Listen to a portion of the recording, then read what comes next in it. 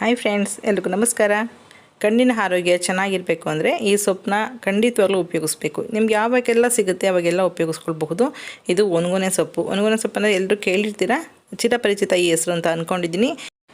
ನಾನು ಇದನ್ನು ಉಪಯೋಗಿಸ್ಕೊಳ್ತಾ ಇರೋದು ಬಿಳಿ ಒಣಗೊನೆ ಸೊಪ್ಪು. ಇದು ಬಿಳಿ ಒಣಗೊನೆ ಸೊಪ್ಪು ಅಥವಾ ಕೆರೆನಲ್ಲಿ ಸಿಗೋಂಥ ಕೆರೆಯ ಒಣಗೊನೆ ಸೊಪ್ಪು ಅಂತ ಕೂಡ ಹೇಳ್ಬೋದು. ಇನ್ನೊಂದು ಕಪ್ಪು ಒಣಗೊನೆ ಕೂಡ ಕೆರೆನಲ್ಲಿ ಸಿಗುತ್ತೆ. ಆ ಒಣಗೊನೆ ಸೊಪ್ಪು ಉದ್ದುದ್ದ ಬೆಳೆಯುತ್ತೆ, ಹೈಟಾಗಿ ಬೆಳೆಯುತ್ತೆ. ಇದು ಸ್ವಲ್ಪ ಭೂಮಿಲಿ ಹರಡ್ಕೊಂಡು ಹೋಗುತ್ತೆ, ಹೈಟ್ ಬೆಳೆಗೆಲ್ಲ ಹಬ್ಕೊಂಡು ಹೋಗುತ್ತೆ. ಹಾಗಾಗಿ ಸ್ವಲ್ಪ ಬೇರುಗಳು ಜಾಸ್ತಿ ಇದಕ್ಕೆ, ಸಣ್ಣ ಸಣ್ಣ ಬೇರುಗಳಿರ್ತದೆ, ಅದರಿಂದ ತೆಗಿಬೇಕಾದ ಅವಶ್ಯಕತೆ ಇಲ್ಲ. ಆದರೆ ಈ ಒಣಗೊನೆ ಸೊಪ್ಪು ವಿಶೇಷತೆ ಅಂದರೆ ಅದರಲ್ಲಿರೋಂಥ ಕಾಂಡ ಅಂದರೆ ಕಡ್ಡಿ ಮತ್ತು ಹೂವು ಇದೆಯಲ್ಲ, ಅದೇ ವಿಶೇಷತೆ. ಎಲೆ ತುಂಬ ಸಣ್ಣದಾಗಿರುತ್ತೆ. ಎಲೆ ಮಾತ್ರ ಬಿಡಿಸ್ಕೊಂಡು ಕಡ್ಡಿ ಹೂವು ಎಲ್ಲ ಬಿಸಾಕಬೇಡಿ. ಆ್ಯಕ್ಚುಲಿ ಒಣಗೊನೆ ಸೊಪ್ಪಿನಲ್ಲಿ ಸಣ್ಣದಾಗಿರೋಂಥ ಬೇರೊಂದು ಬಿಟ್ಟು ಎಲ್ಲ ಕಾಂಡನೂ ಉಪಯೋಗಿಸ್ಕೋಬೇಕಾಗುತ್ತೆ. ಸೊಪ್ಪು, ಎಲೆ, ಹೂವು ಎಲ್ಲನೂ ಉಪಯೋಗಿಸ್ಕೊಂಡು ಇದನ್ನು ಸಾಂಬಾರು ಮಾಡ್ಕೋಬೇಕಾಗುತ್ತೆ. ಸಾಂಬಾರು ಪಲ್ಯ ಏನೇ ಮಾಡಿದ್ರೂ ಬೇರೆ ಏನಾದ್ರು ದಪ್ಪ ಇದೆ ಅದನ್ನು ಮಾತ್ರ ತೆಗೀರಿ, ಇಲ್ಲಾಂದರೆ ಅದನ್ನು ಕೂಡ ನೀವು ಉಪ್ಪು ನೀರಲ್ಲಿ ತೊಳೆದು ಉಪಯೋಗಿಸ್ಕೊಳ್ಬಹುದು. ನಾನು ಸ್ವಲ್ಪ ಉಪ್ಪು ಹಾಕಿ ಸೊಪ್ಪನ್ನ ಒಂದು 5 ರಿಂದ 10 ನಿಮಿಷ ನೆನೆಸಿಟ್ಕೊಳ್ತೀನಿ ತಣ್ಣೀರಿನಲ್ಲಿ. ನಂತರ ನೀವು ಒಂದು 10 ನಿಮಿಷ ನೆಂದ ಮೇಲೆ ಉಪ್ಪು ನೀರು ಹಾಕಿರೋದ್ರಿಂದ ತುಂಬ ಚೆನ್ನಾಗಿ ಮಣ್ಣೆಲ್ಲ ಬಿಟ್ಬಿಡುತ್ತೆ. ಸೊಪ್ಪು ಕೂಡ ಸ್ಮೆಲ್ ಇರೋದೆಲ್ಲ ಚೆನ್ನಾಗಿರುತ್ತೆ. ನಂತರ ಒಂದು 3-4 ಸಲ ತೊಳ್ಕೊಂಡು ಒಂದು ಟೂತ್ ಪೇಸ್ಟ್ಗೆ ಹಾಕೋಬೇಕಾಗುತ್ತೆ. ಈ ಸೊಪ್ಪು ಸೋಸೋದು ಕೂಡ ತುಂಬಾ ಈಸಿ. ಹಣ್ಣಾಗಿರೋಂಥ ಎಲೆಗಳಿದ್ರೆ ಅಷ್ಟೇ ತೆಗೀರಿ, ಬೇರೆ ಏನೋ ದಪ್ಪವಾಗಿದ್ರೆ ಬೇರಷ್ಟೇ ತೆಗೀರಿ, ಬೇರೆ ಏನೂ ತೆಗಿಯೋದು ಬೇಡ. ಸೊಪ್ಪೆಲ್ಲ ತೊಳೆದಾಗಿದೆ. ಈಗ ನಾನಿಲ್ಲಿ ಒಂದು 2 ಹಿಡಿಯಷ್ಟು ತೊಗರಿಬೇಳೆನ ಹಾಕ್ಕೊಳ್ತಾ ಇದ್ದೀನಿ. ಒಂದು 4 ರಿಂದ 6 ಜನಕ್ಕಾಗಷ್ಟು ಸಾಂಬಾರಿದು. ನೀವು ಎಷ್ಟು ಜನಕ್ಕೆ ಮಾಡ್ತೀರಾ ನೋಡಿಕೊಂಡು ಸಾಂಬಾರನ್ನ ಹೆಚ್ಚಿಸ್ಕೊಳ್ಬಹುದು. ನಾನಿಲ್ಲಿ ಸ್ವಲ್ಪ ಅಡುಗೆ ಎಣ್ಣೆ ಹಾಗೆ ಕಲ್ಲುಪ್ಪಾಗಿರೋದ್ರಿಂದ ನಾನು ಸೊಪ್ಪಿನ ಮೇಲೆ ಹಾಕ್ಕೊಳ್ತಾ ಇಲ್ಲ, ಬೇಳೆ ಜೊತೆಗೆ ಹಾಕ್ಕೊಳ್ತೀನಿ. ಸೊಪ್ಪು ಮೇಲೆ ಹಾಕಿದ್ರೆ ಕಲ್ಲುಪ್ಪೆಲ್ಲ ಹಾಗೆ ಕೂತಿರುತ್ತೆ. ಹಾಗಾಗಿ ಪುಡಿ ಉಪ್ಪಾದರೆ ನೀವು ಸೊಪ್ಪಿನ ಮೇಲೆ ಹಾಕ್ಕೊಳ್ಳಿ, ಕಲ್ಲುಪ್ಪಾದರೆ ಬೇಳೆ ಜೊತೆಗೆ ಹಾಕ್ಕೊಳ್ಬಹುದು. ನಾನು ಈಗ ಸೊಪ್ಪು ತೊಳೆದಿದ್ವಲ್ಲ ಅದನ್ನು ಒಂದು ಅರ್ಧ ಇಂಚಷ್ಟು ಅಳತೆನಲ್ಲಿ ನೋಡ್ಕೊಂಡು ಕಟ್ ಮಾಡ್ಕೊಳ್ಳಿ. ತುಂಬ ಸಣ್ಣದಾಗೂ ಕಟ್ ಮಾಡೋದು ಬೇಡ, ಸಾಂಬಾರು ಮಾಡ್ತಾ ಇರೋದ್ರಿಂದ. ತುಂಬ ಉದ್ದುದ್ದನೂ ಬೇಡ, ಒಂದು ಅರ್ಧ ಇಂಚು ಸೈಜ್ನಲ್ಲಿ ಕಟ್ ಮಾಡಿಕೊಂಡ್ರೆ ಸಾಕಾಗುತ್ತೆ. ಈ ರೀತಿ ಎಲ್ಲ ಕಟ್ ಮಾಡಿಕೊಂಡು ತೊಳೆದಿರೋಂಥ ತೊಗರಿಬೇಳೆ ಇದೆಯಲ್ಲ ಕುಕ್ಕರ್ಗೆ ಹಾಕ್ಕೊಳ್ಳೋಣ. ಇದನ್ನು ಒಂದು 1/4 ಲೀಟ್ರಷ್ಟು ನೀರು ಹಾಕ್ಕೊಂಡಿದ್ದೀನಿ. ಅದಕ್ಕೆ ನೀವು ಸಾಂಬಾರು ಎಷ್ಟು ಮಾಡ್ತೀರಾ ನೋಡಿಕೊಂಡು ನೀರನ್ನ ಉಪಯೋಗಿಸ್ಕೊಳ್ಳಿ. ನಾನು ಮತ್ತೆ ಒಂದು 1/4 ಲೀಟ್ರಷ್ಟು, ಟೋಟಲಾಗಿ ಒಂದು ಅರ್ಧ ಲೀಟ್ರಷ್ಟು ನೀರನ್ನ ಹಾಕ್ಕೊಂಡಿದ್ದೀನಿ. ಒಂದು ಟೊಮೊಟೊನ ಹೆಚ್ಚಿಬಿಟ್ಟು ಜಸ್ಟ್ ಒಂದು ವಿಸಲ್ ಕೂಗಿಸ್ಕೊಳ್ತಿದ್ದೀನಿ. ಕೂಗಿಸ್ಕೊಂಡು ಜಸ್ಟ್ ಒಂದು 5 ನಿಮಿಷ ಬಿಟ್ಟು ನಾನೇ ಈ ವಿಸಲ್ನ ಓಪನ್ ಮಾಡ್ಕೊಳ್ತಾ ಇದ್ದೀನಿ. ವಿಸಲ್ ತೆಗೆಯೋದ್ರಿಂದ ಸೊಪ್ಪು ಪಲ್ಯ ಎರಡನ್ನೂ ಉದ್ದುದ್ರಾಗಿ ಆಗುತ್ತೆ. ಈ ಟಿಪ್ಸ್ನ ಫಾಲೋ ಮಾಡಿದರೆ ನೀವು ಕೂಡ ಕುಕ್ಕರ್ನಲ್ಲಿ ಮಾಡಿದ್ರು ಕೂಡ ಸೊಪ್ಪು ಪಲ್ಯ ಮುದ್ದೆ ಆಗೋದಿಲ್ಲ, ತುಂಬ ಚೆನ್ನಾಗಿ ಉಡುಡಿಯಾಗಿ ಆಗುತ್ತೆ. ಸೊಪ್ಪು ಪಲ್ಯ ಮುದ್ದೆ ಆದರೆ ಅಷ್ಟು ಚೆನ್ನಾಗಿರಲ್ಲ ಟೇಸ್ಟ್ ತಿನ್ನೋದಕ್ಕೆ. ಉಪ್ಸಾರಿಗಾಗಲಿ ಬಸ್ಸಾರಿಗಾಗಲಿ ಸ್ವಲ್ಪ ಉದ್ದುದ್ರಾಗಿದ್ರೆ ಚೆನ್ನಾಗಿರುತ್ತೆ. 5 ನಿಮಿಷ ಬಿಟ್ಟು ವಿಸಲ್ ತೆಗೆದಿರೋದ್ರಿಂದ ನಾನೇ ಒಂದು 2 ನಿಮಿಷದಷ್ಟು ಇದನ್ನು ಕುದಿಸ್ಕೊಳ್ತೀನಿ. ಕುದಿಸೋದ್ರಿಂದ ಸಾಂಬಾರು ಕೂಡ ತುಂಬ ರುಚಿಯಾಗಿರುತ್ತೆ, ನೀಟಾಗಿ ಮಿಕ್ಸ್ ಆಗುತ್ತೆ. ಉಪ್ಪು ಮಿಕ್ಸ್ ಆಗಿಲ್ಲ ಅಂದರೆ ಅಥವಾ ಸೊಪ್ಪು ಕಾಳು ಎಲ್ಲನೂ ಮೇಲ್ಮೇಲೆ ಕೂತಿರುತ್ತಲ್ಲ ಎಲ್ಲ ನೀಟಾಗಿ ನೋಡಿ ಈ ರೀತಿ ಮಿಕ್ಸ್ ಆಗುತ್ತೆ. ಜಸ್ಟ್ 2 ನಿಮಿಷ ಕುದಿಸ್ಕೊಳ್ಳಿ, ತುಂಬಾ ಕುದಿಸ್ಬಾರ್ದು. ನಂತರ ನಾವು ಇದನ್ನು ಸೋರ್ಲು ಹಾಕ್ಕೊಳ್ತೀನಿ. ಅಕಸ್ಮಾತ್ ನಿಮಗೆ ಬೇಳೆ ಬೆಂದೆ ಎಲ್ಲ ತುಂಬ ಗಟ್ಟಿ ಇದೆ ಅಂದರೆ ನೀವು ಯಾವ ಹದ ಬೇಕೋ ನೋಡ್ಕೊಂಡು ಕುದಿಸ್ಕೊಳ್ಳಿ. ಬೇಳೆ ಎಲ್ಲ ನಮ್ಮದು ಕುಕ್ಕರ್ನಲ್ಲಿ ಒಂದು ವಿಸಲ್ಗೆ ಬೆಂದೋಗುತ್ತೆ, ಹಾಗಾಗಿ ತುಂಬ ಬೇಯಿಸೋದು ಬೇಡ ಅಂಥೇಳಿ ಬೇಗ ವಿಸಲ್ನ ತೆಗೆದಿದ್ದು. ಈ ರೀತಿ ಸೊಪ್ಪನ್ನ ಸ್ವಲ್ಪ ಬಿಸಿದಂಗೆ ಸ್ವಲ್ಪ ಪ್ರೆಸ್ ಮಾಡಿ ನೀರೆಲ್ಲ ತೆಗೀರಿ. ತುಂಬ ನೀರು ಥರ ಇದ್ರೂ ಕೂಡ ಪಲ್ಯಗಳು ಚೆನ್ನಾಗಾಗೋದಿಲ್ಲ. ತರಕಾರಿ ಆಗ್ಬಹುದು, ಸೊಪ್ಪು ಆಗ್ಬೋದು. ಆ ಟಿಪ್ಸ್ನ ಫಾಲೋ ಮಾಡ್ಕೊಳ್ಳಿ. ನಾನು ಸಾಂಬಾರಿಗೆ ಒಂದು ಅರ್ಧ ಸ್ಪೂನಷ್ಟು ಮೆಣಸು, 1 ಸ್ಪೂನಷ್ಟು ಜೀರಿಗೆ ಹಾಕ್ಕೊಳ್ತೀನಿ. ಅದು ಹುರಿದು ಹಾಕ್ಕೊಳ್ತೀನಿ ಕೊನೆಯಲ್ಲಿ.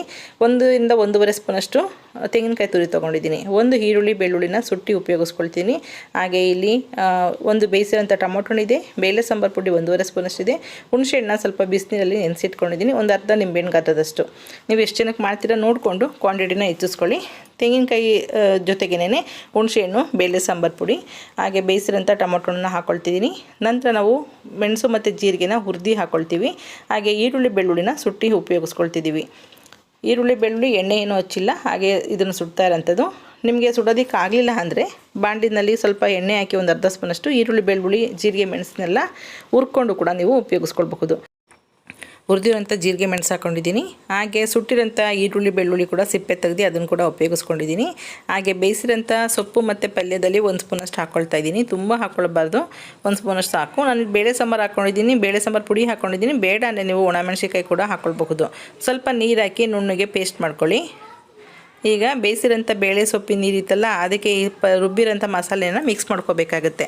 ನಾವು ಕುದಿಯೋಕ್ಕೆ ಡೈರೆಕ್ಟಾಗಿ ಹಾಕಿದ್ರೆ ಕೆಲವೊಂದು ಸಲ ಗಂಟಾಗೋ ಚಾನ್ಸ್ ಇರುತ್ತೆ.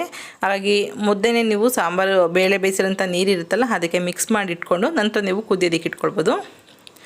ನಾವು ಇಲ್ಲಿ ಸ್ವಲ್ಪ ನೀರು ಹಾಕಿ ಮಸಾಲೆ ಎಲ್ಲ ಹಾಕಿ ಹೆಚ್ಚಿಸಿರೋದ್ರಿಂದ ಸ್ವಲ್ಪ ರುಚಿಗೆ ತಕ್ಕಷ್ಟು ಉಪ್ಪು ಬೇಕಾಗುತ್ತೆ, ನೋಡ್ಕೊಂಡು ಸ್ವಲ್ಪ ಉಪ್ಪು ಕೂಡ ಹಾಕ್ಕೊಳ್ಳಿ.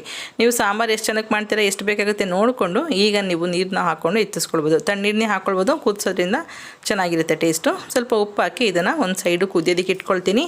ಸಾಂಬಾರು ಇದಕ್ಕೊಂದು ಒಗ್ಗರಣೆ ಹಾಕಿದ್ರೆ ರೆಡಿ ಆಯಿತು. ಈಗ ಸಾಂಬಾರಿಗೆ ಒಗ್ಗರಣೆ ಮಾಡ್ಕೊಳ್ಳೋಣ. ನಾನು ಪಲ್ಯ ಮಾಡೋಂಥ ಪಾತ್ರೆಯಲ್ಲೇ ಸಾಂಬಾರು ಕೂಡ ಒಗ್ಗರಣೆ ಮಾಡ್ಕೊಳ್ತಿದ್ದೀನಿ. 1 ಸ್ಪೂನಷ್ಟು ಎಣ್ಣೆ, ಅರ್ಧ ಸ್ಪೂನಷ್ಟು ಸಾಸಿವೆ, ಹಾಗೆ ಈರುಳ್ಳಿ, ಬೆಳ್ಳುಳ್ಳಿ, ಕರಿಬೇವಿನ ಸೊಪ್ಪು. ಬೇಕಾದ್ರೆ ನೀವು ಒಣಮೆಣ್ಸಿಕಾಯಿ ಕೂಡ ಹಾಕ್ಕೊಳ್ಬಹುದು. ಹಾಕ್ಕೊಂಡು ಫ್ರೈ ಮಾಡಿ ಸ್ವಲ್ಪ ಕಲರ್ ಚೇಂಜ್ ಆಗಬೇಕು, ಬಣ್ಣ ಬದಲಾದ ನಂತರ ಸಾಂಬಾರು ಕುದೀತಾ ಇದೆಯಲ್ಲ ಅದಕ್ಕೆ ಹಾಕ್ಕೊಳ್ಳೋಣ. ಸಾಂಬಾರು ಕೂಡ ರೆಡಿ ಆಯಿತು. ಒಂದು 5 ನಿಮಿಷ ಇದನ್ನು ಕುದಿಸಿದ್ರೆ ಮೀಡಿಯಮ್ ಫ್ಲೇಮ್ನಲ್ಲಿ ಅಥವಾ ಲೋ ಫ್ಲೇಮ್ನಲ್ಲಿ ಸಾಂಬಾರು ತುಂಬ ಚೆನ್ನಾಗಾಗುತ್ತೆ. ಈಗ ಪಲ್ಯ ಮಾಡ್ಕೊಳ್ಳೋಣ. 2 ಸ್ಪೂನಷ್ಟು ಎಣ್ಣೆ ಹಾಕ್ಕೊಂಡಿದ್ದೀನಿ. ಅದೇ ಬಾಣಲಿಗೆ ಸ್ವಲ್ಪ ಎಣ್ಣೆ ಬಿಸಿ ಆದ ನಂತರ ಒಂದು 3 ಗೆಡ್ಡೆಯಷ್ಟು ಈರುಳ್ಳಿನ ಕಟ್ ಮಾಡಿ ಹಾಕ್ಕೊಳ್ತಾ ಇದ್ದೀನಿ. ಹಾಗೆ ಒಣಮೆಣ್ಸಿಕಾಯಿ ಖಾರಕ್ಕೆ ಒಂದು 3, ಹಾಗೆ ಸ್ವಲ್ಪ ಉಪ್ಪು, ಈರುಳ್ಳಿಗೆ ಎಷ್ಟು ಬೇಕೋ ಅಷ್ಟು ಉಪ್ಪು ಹಾಕ್ಕೊಂಡು ಚೆನ್ನಾಗಿ ಫ್ರೈ ಮಾಡಿ. ಈರುಳ್ಳಿ ಸ್ವಲ್ಪ ಬಣ್ಣ ಬದಲಾಗಷ್ಟು ಫ್ರೈ ಮಾಡ್ಕೋಬೇಕು. ಹಸಿ ಈರುಳ್ಳಿ ಇದ್ದರೆ ಚೆನ್ನಾಗಿರಲ್ಲ, ಹಾಗಂತ ಗೋಲ್ಡನ್ ಬ್ರೌನ್ ಬರೋದು ಬೇಡ.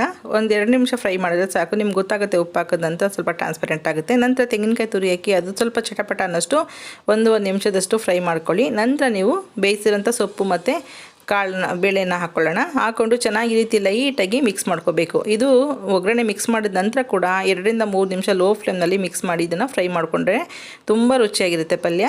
ನೀವು ಸಂಜೆ ತನಕ ಇಟ್ಟರು ಕೂಡ ಸ್ವಲ್ಪ ಕೂಡ ಹುಳಿ ಬರೋದಿಲ್ಲ. ತೆಂಗಿನಕಾಯಿನ ಸ್ವಲ್ಪ ಹುರಿರಿ ಎಣ್ಣೆಯಲ್ಲಿ, ಆವಾಗ ತುಂಬ ಚೆನ್ನಾಗಿರುತ್ತೆ ಟೇಸ್ಟು. ಪಲ್ಯ ಕೂಡ ರೆಡಿ ಆಯಿತು. ಸಾಂಬಾರು ಕೂಡ ಚೆನ್ನಾಗಿ ಕುದೀತಾ ಇದೆ ನೋಡಿ. ಇಷ್ಟ ಇದ್ರೆ ಸಾಕಾಗುತ್ತೆ. ಸಾಂಬಾರು ಕೂಡ ರೆಡಿ ಆಯಿತು. ನಾನು ಈ ದಿನ ಮುದ್ದೆ ಮತ್ತು ಅನ್ನದ ಜೊತೆಗೆ ಸಾಂಬಾರು ಪಲ್ಯನ ಸರ್ವ್ ಮಾಡ್ತಾಯಿದ್ದೀನಿ.